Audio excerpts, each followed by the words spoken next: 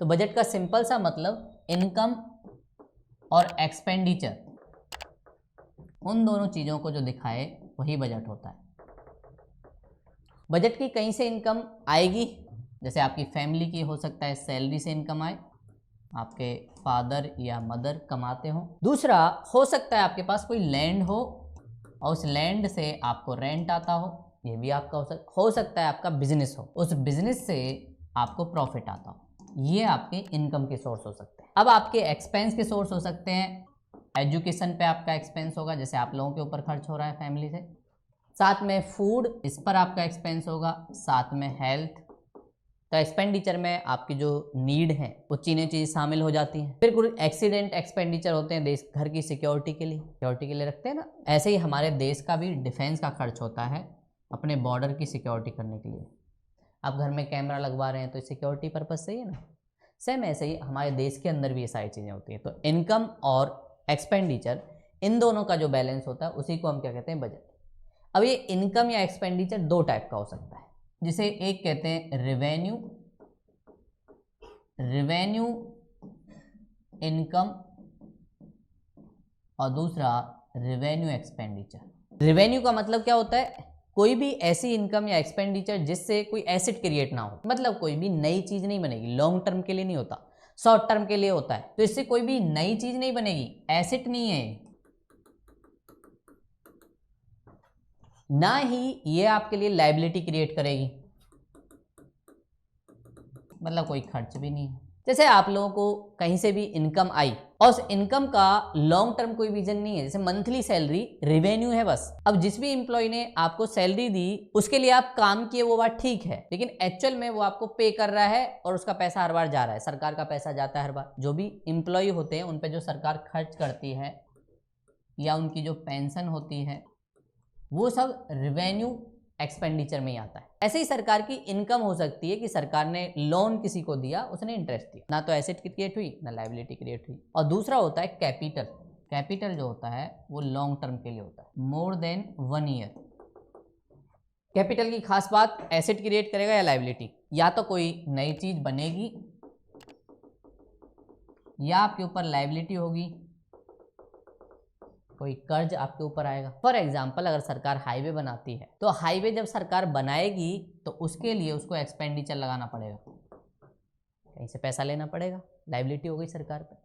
लेकिन वो हाईवे जो बना वो सरकार की एसेट भी है, क्योंकि उससे टूल आएगा और वो टूल टैक्स लॉन्ग टर्म तक चलेगा। तो ये सरकार की है। ऐसी सरकार कोई बिजनेस खोलेगी या कोई जमीन खरीदेगी, वो भी लॉन्ग टर्म के लिए। जमीन खरीदोगे तो आप पे लायबिलिटी आई, और लायबिलिटी आई तो आपके पास जमीन होगी खुद की, और उस जमीन से आप एसेट बन गई, वहाँ पे आप कुछ भी खोल सकते हो या किसी को रेंट पे दे सकते हो, तो वो आपकी एक तरीके से एसेट बन गई। ऐसे हमारे देश में भी ये सारे खर्चे चलते रहते हैं। और हमारे देश में फाइनेंस मिनिस्ट्री ये बजट को रेडी करती है, वित्त मंत्रालय, इसका काम है बजट को रेडी करना। फाइनेंस मिनिस्ट्री के अंदर ही एक डिपार्टमेंट है, डिपार्टमेंट ऑफ इकोनॉमिक अफेयर। इसका काम है इनकम एक्सपेंडिचर या सरकार को कोई भी सजेशन देना, वो सारी चीज़ें करता है उस मिनिस्ट्री के अंडर। तो आपसे कई बार पूछ लिया जाएगा कि हमारे देश में जो बजट है वो कौन सी मिनिस्ट्री करती है या कौन सा डिपार्टमेंट। तो डिपार्टमेंट ज़्यादातर पूछा जाता है, मिनिस्ट्री सबको पता होता है, पैसे वाली है तो पैसे वाले से यही काम करते होंगे। साथ में हमारी जो फाइनेंस मिनिस्टर है वो कौन है, श्रीमती निर्मला सीतारमण बोल देते, निर्मला सीतारमण। तो निर्मला सीतारमण जी हमारी फाइनेंस मिनिस्टर। तो हमारे देश के अंदर बजट का जो प्रोविजन है, कुछ मंथ लॉक पीरियड होता है। हमारा जो फाइनेंशियल ईयर है, आपको पता है फाइनेंशियल ईयर कब से कब तक है इंडिया का, 1 अप्रैल टू 31 मार्च, ये हमारा फाइनेंशियल ईयर है।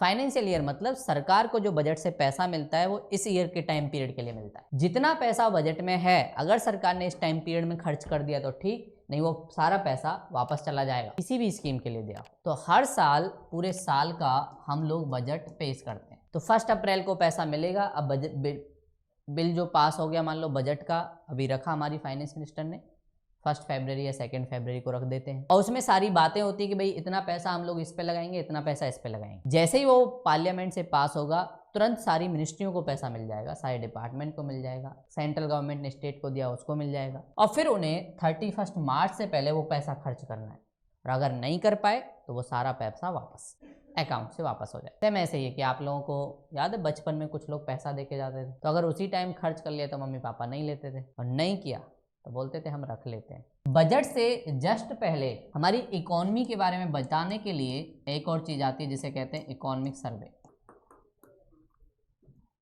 हमारे देश का chief economic adviser economic survey का ड्राफ्ट रेडी करता है। सुब्रमण्यम जी पहले चीफ इकोनॉमिक एडवाइजर थे। इस इकोनॉमिक सर्वे का सिंपल सा मतलब ये है कि इंडिया के फ्यूचर में प्रोग्रेस होने की पॉसिबिलिटी कितनी है, और ये इकोनॉमिक सर्वे जो हमारा पिछला ईयर रहा है जैसे 2023 उसमें हमारी ग्रोथ रेट क्या रही, 2024 में हम लोग क्या ग्रोथ रेट करेंगे, और 2025 में हमारा फ्यूचर कैसा होगा। ये हमारे फ्यूचर, पास्ट और प्रेजेंट तीनों साल की बात करते हैं, और इस इकोनॉमिक सर्वे के बेस पे ही बजट बनता है। जैसी ग्रोथ उस हिसाब से उस चीज को उतना फंडिंग, ग्रोथ कम तो फंडिंग। तो ये इकोनॉमिक सर्वे का काम बस इतना ही है, गाइड करना। इस इकोनॉमिक सर्वे को भी हमारी फाइनेंस जो मिनिस्टर है वो पार्लियामेंट में रखती है जस्ट एक दिन पहले। ये हो सकता है 31 जनवरी को हो या 1 फरवरी को हो, दोनों तरफ पार्लियामेंट में रख दिया जाता है। देखो हमने डाटा स्टडी किया है, और डाटा क्योंकि अब ये सारी चीज़ें ऐसी थोड़ी ना नॉर्मल, तो आपके भी घर में जो भी फाइनेंस देखता होगा वो पहले सारी चीज़ें कैलकुलेट करता होगा कि भाई 2 साल बाद हमें ये वाला फ्लैट ले लेना है, 1 साल के लिए हम पैसा अपने बच्चे की स्टडी के लिए रख लेते हैं,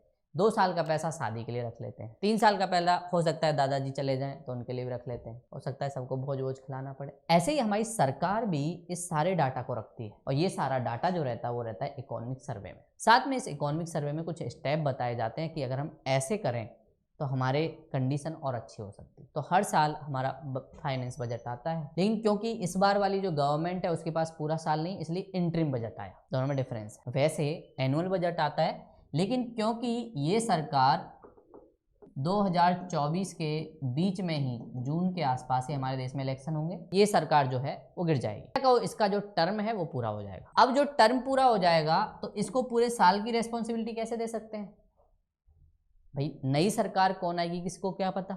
और हमारा पार्लियामेंट बोलता है कि कोई भी पैसा अगर जाएगा तो सिर्फ पार्लियामेंट के थ्रू जाएगा, ये हमारा कॉन्स्टिट्यूशन बोलता है। और जब ये अलग बात है कि वो पार्टी फिर से जीत के आ जाए, वो अलग मैटर है, लेकिन जब तक नहीं जीतती तब तक इंटरिम बजट आएगा। तो इंटरिम बजट वही बजट होता है, बस ये शॉर्ट टर्म के लिए होता है जब तक सरकार है। काम इसका सेम ही है, इकोनॉमिक सर्वे भी आएगा, सारी चीज़ें आएंगी, बस इसका पर्पज़ ये है कि पूरे साल का पैसा नहीं देंगे, तुम्हें 6 महीने का मिलेगा।